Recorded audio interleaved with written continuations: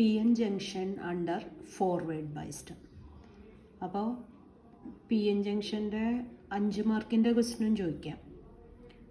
PN junction forward ബൈസിലും reverse ബൈസിലും എങ്ങനെ work ചെയ്യും, അതിൻ്റെ ഒരു VI ക്യാരക്ടറിസ്റ്റിക്സ് എന്ന് പറഞ്ഞ ഗ്രാഫാണ് ഉദ്ദേശിക്കുന്നത്. വോൾട്ടേജും കറണ്ടും തമ്മിലുള്ള PN ജംഗ്ഷൻ വരയ്ക്കുന്ന ഗ്രാഫിന് അല്ലെങ്കിൽ ഇലക്ട്രോണിക്സ് വരയ്ക്കുന്ന ഏത് ഗ്രാഫിന് നമ്മൾ VI ക്യാരക്ടറിസ്റ്റിക്സ് എന്നുള്ള വാക്ക് ഉപയോഗിക്കുക. ഗ്രാഫ് എന്ന് അവർ പറയുന്നില്ല, നമ്മൾ ഓംസ് ലോയിൽ വരച്ചില്ലേ, അതിനെ നമ്മൾ ഗ്രാഫ് എന്നാണ് വിളിച്ചത്.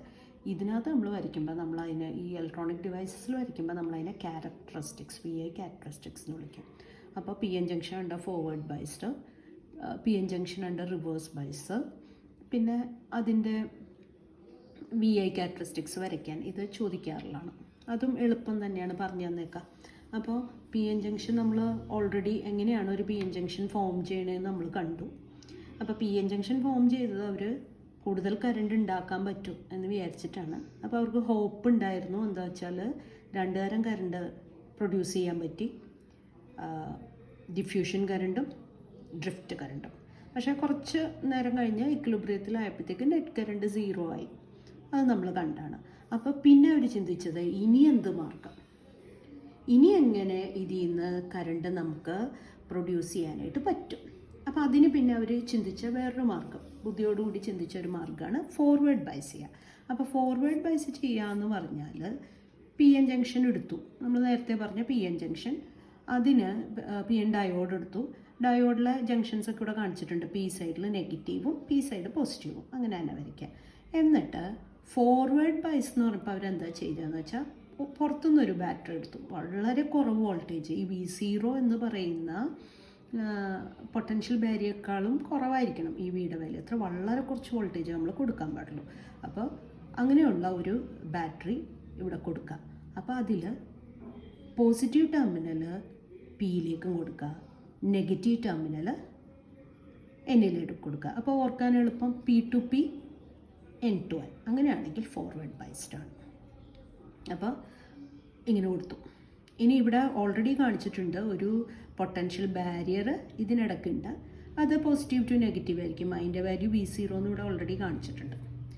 അപ്പോൾ ഇനി ഇത് നോക്കൂ, ഇത് പോസിറ്റീവ്, ഇപ്പുറത്തെ സൈഡാണ് നെഗറ്റീവ്. അപ്പോൾ ഇതിൻ്റെ ഈ വോൾട്ടേജ്, ഈ കൊടുത്തേക്കണ ബാറ്ററിയുടെ വോൾട്ടേജ് എന്താണ്, ഇതിൻ്റെ ഡയറക്ഷൻ ഇങ്ങനെയാണ് ഡയറക്ഷൻ, അതായത് പോസിറ്റീവ് ടു നെഗറ്റീവ്. ഇങ്ങനെയെന്ന് പറഞ്ഞ് ഉദ്ദേശിക്കുന്നത് ഇത് ഇങ്ങനെയാണ്, അകത്ത് കൂടെ, ശരിയല്ലേ? അപ്പോൾ അകത്ത് ഡിപ്ലീഷൻ ലെയർ ഇങ്ങനെ, നമ്മൾ പുറമേന്ന് കൊടുത്തേക്കുന്ന എക്സ്റ്റേണൽ വോൾട്ടേജ് ഇങ്ങനെ. എന്താണ് അപ്പോൾ നമുക്ക് കാണാൻ പറ്റണ, both are in opposite direction. അപ്പോൾ ഇതാണ് ഇവിടെ ഇമ്പോർട്ടൻ്റ് ആയിട്ടുള്ള കാര്യം. അപ്പോൾ അതിൽ നിങ്ങൾ എഴുതേണ്ട കാര്യങ്ങൾ ഞാൻ ചുരുക്കി ഇവിടെ എഴുതിയിട്ടുണ്ട്. ഇത്ര തന്നെ എഴുതിയാൽ മതി, കൂടുതൽ എഴുതണമെങ്കിൽ ആയിക്കോട്ടെ, സമയമില്ലാത്തവർ ഇത്രയെങ്കിലും പഠിച്ചു പോവാം. ഡയഗ്രാം കാണിക്കുക, ഫോർവേഡ് ബൈസ് ചോദിച്ചു കഴിഞ്ഞാൽ P to P യും N to N ഉം കാണിക്കുക, V0 കാണിക്കുക, V കാണിക്കുക, രണ്ടിൻ്റെയും ഡയറക്ഷൻ ഇങ്ങനെ വളച്ചിവിടെ കാണിച്ചിട്ടുണ്ട്, ഇതിൻ്റെ അകത്ത് കൂടിയാണെന്ന് കാണിക്കാൻ വേണ്ടിയിട്ടാണ് കേട്ടോ. അപ്പോൾ അങ്ങനെ 2 കാണിക്കുക. ഇനി എക്സ്റ്റേണൽ വോൾട്ടേജ് V കൊടുത്തു, വളരെ കുറവ് വോൾട്ടേജ്, V0യേക്കാളും കുറവായിരിക്കണം. ഇനി എന്താണ് ഫോർവേഡ് ബൈസ് എന്നൊക്കെ ഇവിടെ പറഞ്ഞിട്ടുണ്ട്, 2 മാർക്കിനൊക്കെ ചോദിച്ചാൽ അറിയേണ്ടത്. ഇനി അവർ പറയാണ് direction of the applied voltage is opposite to the built in potential V0. അപ്പോൾ അങ്ങനെ വരുമ്പോൾ ഇവർ തമ്മിൽ ഓപ്പോസിറ്റ് ഡിറക്ഷനിലാകുമ്പോൾ അവർ എന്ത് ചെയ്യും, പൊട്ടൻഷ്യൽ ഡിക്രീസ് ചെയ്യും. V0 മൈനസ് V കൂടുതലാണ്, V0 കൂടുതലാണ്, V0 മൈനസ് V. അപ്പോൾ ഡിപ്ലീഷൻ ലെയറിനും എന്ത് സംഭവിക്കും, ഡിപ്ലീഷൻ ലെയറും അങ്ങ് ചുരുങ്ങും. അപ്പം അങ്ങനെ കൊടുത്തു കഴിയുമ്പോൾ ഡിപ്ലീഷൻ ലെയറും ചുരുങ്ങും, പൊട്ടൻഷ്യൽ ബാരിയറും ഡിക്രീസ് ചെയ്യും. അപ്പോൾ അങ്ങനെ വരുമ്പോഴത്തേക്കും ഇവിടെ ഓൾറെഡി നേരത്തെ ഉണ്ടായിരുന്ന ഹോൾസുകളുണ്ടല്ലോ P സൈഡിൽ, ഇവിടെ മെജോറിറ്റി ചാർജ് കാരിയേഴ്സ് എന്തായിരുന്നു, ഇവിടെ ഇലക്ട്രോൺസ് എന്ന്. അവർക്ക് രണ്ടുപേർക്കും ഡിപ്ലീഷൻ ലെയർ കുറഞ്ഞു കഴിഞ്ഞാൽ അവർക്ക് അങ്ങോട്ടും ഇങ്ങോട്ടും കടക്കാമല്ലോ. അപ്പോൾ അങ്ങനെ കിടക്കുന്നതിന് നമ്മൾ പറയുന്ന പേരായിരുന്നു ഡിഫ്യൂഷൻ കറണ്ട്. അപ്പോൾ അവർ ഡിപ്ലീഷൻ റീജിയൻ കടന്നിട്ട് അങ്ങോട്ടും ഇങ്ങോട്ടും പോകാൻ പറ്റും. ഇനി അപ്പോൾ ഒരു കാര്യം അവർ പറയുന്നുണ്ട്, അതെന്താണെന്ന് വെച്ചിട്ടുണ്ടെങ്കിൽ P സൈഡിൽ നിന്ന് ഹോൾസ് ജംഗ്ഷനിൽ കൂടെ കടന്നിട്ട്, ഫോർവേഡ് ബൈസ്ഡ് ആകുമ്പോൾ ജംഗ്ഷനിൽ കൂടെ കടന്നിട്ട് N സൈഡിലേക്ക് വരും. അപ്പോൾ N സൈഡിൽ ഹോൾസ് എത്തുമ്പോൾ അവർ എന്ത് കാരിയേഴ്സായിട്ട് മാറും, അവർ മൈനോറിറ്റി ചാർജ് കാരിയേഴ്സ് ആയിട്ട് മാറും അല്ലേ. അവിടെ വരുമ്പോൾ മൈനോറിറ്റി ചാർജ് കാരിയേഴ്സ് അല്ലേ. അതേപോലെ ഇവിടുത്തെ ഇലക്ട്രോൺസ് ഓടിച്ചാടി ഇപ്പുറത്തേക്ക് വരുമ്പോൾ ഇവിടെ അവരെന്തായി പോവും, അവർ മൈനോറിറ്റി ചാർജ് കാരിയേഴ്സ് ആയിട്ട് മാറും. അപ്പോൾ അതിനൊരു പ്രത്യേക പേര് പറഞ്ഞിട്ടുണ്ട്, മൈനോറിറ്റി കാരിയർ ഇഞ്ചക്ഷൻ. അപ്പോൾ ഫോർവേഡ് ബയസിൽ ഈ വാക്ക് എഴുതുമ്പോൾ വരാനായിട്ട് തീർച്ചയായിട്ടും ശ്രദ്ധിക്കണം. അപ്പോൾ നമ്മൾ ഇതിനു മുമ്പ് പറഞ്ഞു പി എൻ ജംഗ്ഷൻ ഡയോഡിൻ്റെ കഥ പറഞ്ഞപ്പോൾ നമ്മൾ പറഞ്ഞു ഡിഫ്യൂഷൻ കറണ്ടും ഡ്രിഫ്റ്റ് കറണ്ടും പറയണം എന്ന് പറഞ്ഞില്ലേ. അതേപോലെ ഇതിനകത്ത് പഞ്ചുവേഡാണ് ഈ സാധനം, മൈനോറിറ്റി കാരിയർ ഇഞ്ചക്ഷൻ. അപ്പോൾ എഴുതി വരുമ്പോൾ അതും കൂടെ കൊടുക്കുക. ഫോർവേഡ് ബൈസ്ഡ് ആകുമ്പോൾ ഇങ്ങനെയാണ് കൊടുക്കുന്നത്, പി ടു പിയും എൻ ടു എൻ എന്ന് എഴുതാം. അങ്ങനെ വരുമ്പോഴത്തേക്കും പൊട്ടൻഷ്യലും ഡിപ്ലീഷൻ ലെയറും ചുരുങ്ങും. അങ്ങനെ വരുമ്പോഴത്തേക്കും ഇലക്ട്രോൺസിനും ഹോൾസിനും അങ്ങോട്ടും ഇങ്ങോട്ടും പോകാൻ പറ്റും. പക്ഷേ അവർ ചെല്ലുമ്പോഴത്തേക്കും അവരെന്തായിട്ട് മാറും, മൈനോറിറ്റി കാരിയർ ഇഞ്ചക്ഷൻ എന്ന് പറയുന്ന വാക്കിൽ വന്നത് അവസാനിക്കും. അപ്പോൾ അത് ആ വാക്ക് അവിടെ ചേർക്കാം. അങ്ങോട്ടും ഇങ്ങോട്ടും പോയി മൈനോറിറ്റി കാരിയേഴ്സ് ആകുന്നതിന് മൈനോറിറ്റി കാരിയർ ഇഞ്ചക്ഷൻ എന്നാണ് പറയുന്നത്. അപ്പോൾ എന്തായാലും ഒരു കറണ്ട് ഉണ്ടാവും, ഒരു ഫോർവേഡ് കറണ്ട് ഉണ്ടാവും. അതെന്താണ്, ഹോൾ ഡിഫ്യൂഷൻ കറണ്ടും ഇലക്ട്രോൺ ഡിഫ്യൂഷൻ കറണ്ടാണ്. അത് മില്ലി 10⁻³ മില്ലി എന്ന് പറഞ്ഞാൽ നിങ്ങൾക്ക് അറിയായിരിക്കും, 10⁻³ ആംപിയർ. അതിനാണ് നമ്മൾ മില്ലി ആംപിയർ എന്ന് പറയുന്നത്. പ്രോബ്ലം ഒക്കെ ചെയ്യുമ്പോൾ ശ്രദ്ധിക്കുക, മില്ലി എന്ന് പറഞ്ഞാൽ 10⁻³ ഇടാം.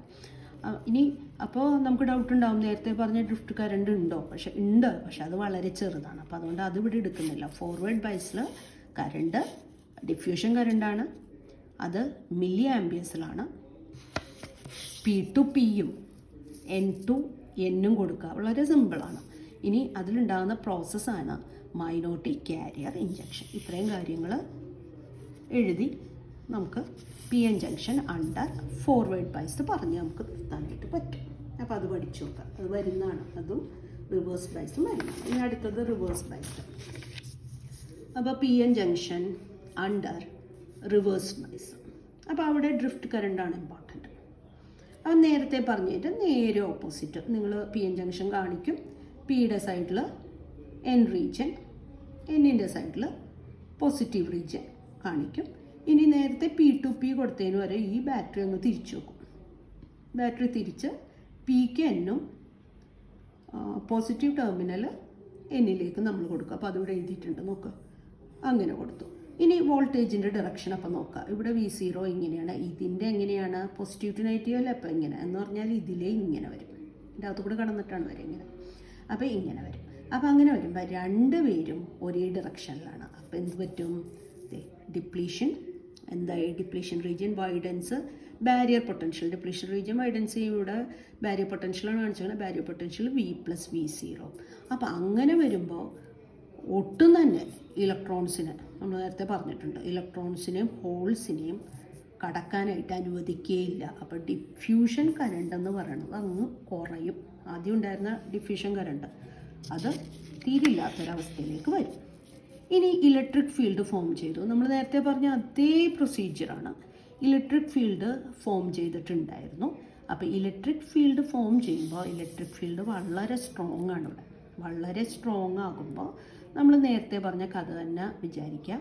ഇയാൾ ഇങ്ങോട്ടും ഇയാൾ ഇങ്ങോട്ടും നോക്കുന്ന പോലെ ഇവിടെ ഒരു പൊട്ടൻഷ്യൽ ഫോം ചെയ്യുമല്ലോ നേരത്തെ. അപ്പോൾ അതേപോലെ തന്നെ ഈ പി സൈഡിലുള്ള ഇലക്ട്രോൺസിനെ എന്ത് ചെയ്യും, ഡ്രിഫ്റ്റ് ചെയ്യിപ്പിക്കും, ഇങ്ങോട്ട് അട്രാക്റ്റ് ചെയ്യും.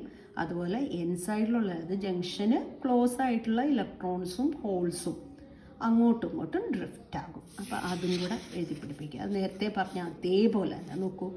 Electric field direction of the junction is such that electrons on the P side, നമ്മൾ ക്രിസ് ക്രോസ് നോക്കുക, അല്ലെങ്കിൽ holes on the N side. നേരത്തെ പറഞ്ഞ അതേപോലെ തന്നെ പൊട്ടൻഷ്യൽ ബാരിയർ വെച്ച് നോക്കിയാലും നമ്മൾ കൊടുക്കുന്ന സെല്ലിൻ്റെ വോൾട്ടേജ് വെച്ച് നോക്കിയാലും ഒരേപോലെ തന്നെയാണ് വരുന്നത്.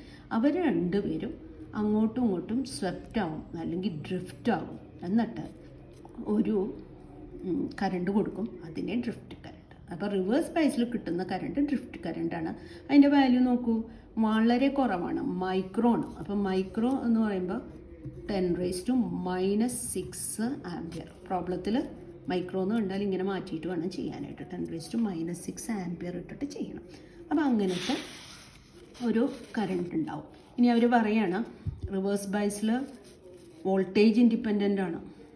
ഒരു പെർട്ടിക്കുലർ വോൾട്ടേജ് വരെ, അതായത് നമ്മൾ കൊടുക്കുന്ന വോൾട്ടേജ് ഉണ്ടല്ലോ അത് നമുക്ക് മാറ്റിക്കൊണ്ടിരുന്ന് കഴിഞ്ഞാൽ ഈ പൊട്ടൻഷ്യൽ ബാരിയർ V+V0 കൂടിക്കൊണ്ടിരിക്കും.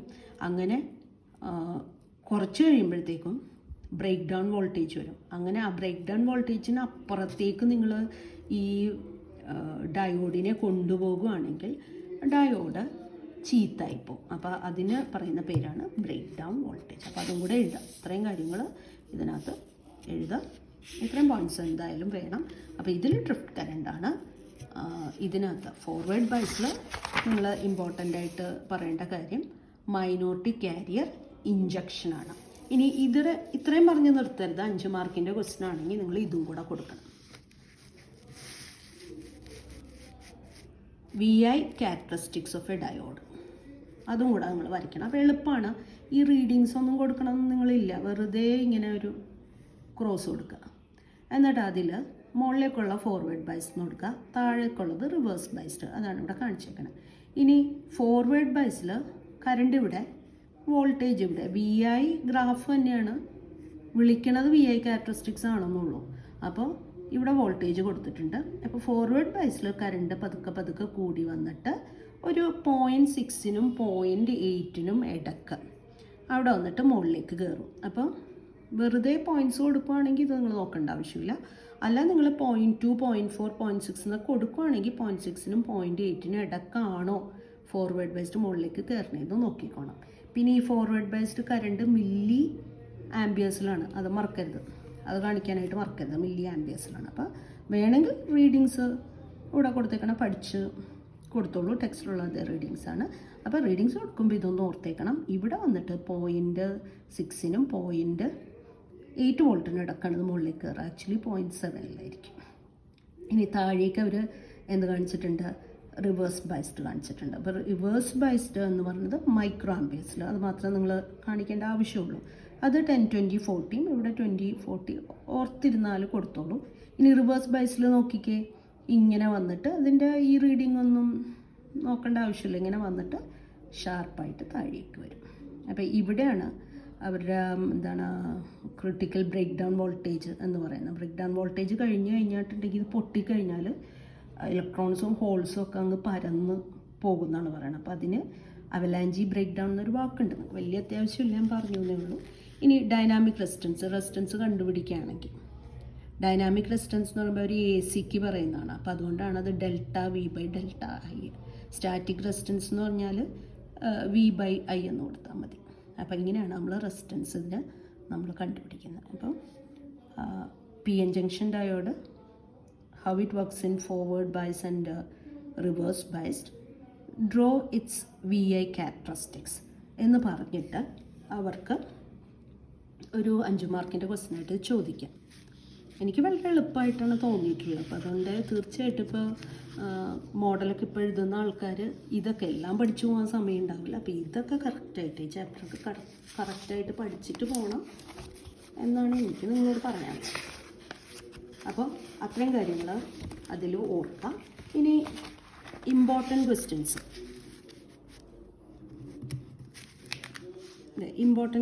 ഒന്ന് നോക്കിക്കോളൂ. നിങ്ങൾക്ക് ഇതെല്ലാം അറിയോ എന്ന് ഒന്ന് നോക്കണത് നല്ലതാണ്. ഇത്രയൊക്കെയാണ് വർഷങ്ങളായിട്ട് അവർ ചോദിച്ചിട്ടുള്ള ക്വസ്റ്റ്യൻസ്. അതിൽ സെനഡയോഡ് വേണ്ട, സെനഡയോഡ് നിങ്ങൾക്ക് ഡിലീറ്റഡ് പോർഷനാണ്. ബാക്കി അതായത് 4ാമത്തെ ക്വസ്റ്റ്യൻ വേണ്ട. ബാക്കി 5ാമത്തെ ക്വസ്റ്റ്യൻ കണ്ടക്ടർ, സെമി കണ്ടക്ടേഴ്സിനെ കുറിച്ച്, ഇൻസുലേറ്റേഴ്സിൻ്റെ energy band diagram, full wave rectifier. State the process involved in the formation of PN junction. Draw VI characteristics when forward biased and reverse biased. അതാണ് അപ്പോൾ അതിനകത്ത് PN ജംഗ്ഷൻ്റെ ഫോർമേഷനെ ചോദിച്ചിട്ടുള്ളൂ, ഫോർവേഡും റിവേഴ്സും ചോദിച്ചിട്ടില്ല. പിന്നെ 5 മാർക്കിന് ചോദിച്ചേക്കണം എക്സ്പ്ലെയിൻ വർക്കിംഗ് ഓഫ് ഫോട്ടോഡയോഡ്. പിന്നെ സ്പെഷ്യൽ പർപ്പസാണ്. സെനഡയോഡ് നിങ്ങൾക്ക് വേണ്ട, solar സെല്ലൊക്കെ വേണം. How does N type semi conductor work, 3 mark. അപ്പോൾ ഇത് ഇത്രയും 12 ക്വസ്റ്റ്യൻ വർഷങ്ങളായിട്ട് ചോദിച്ചേക്കണ ഇതിനകത്ത് എഴുതി വെച്ചേക്കണാണ്. അപ്പോൾ അതുകൂടെ നോക്കിക്കോളൂ. അതിനകത്ത് സെനർ മാത്രമേ ഉള്ളൂ നിങ്ങൾക്ക് എക്സാമിന് ആവശ്യമില്ലാത്ത.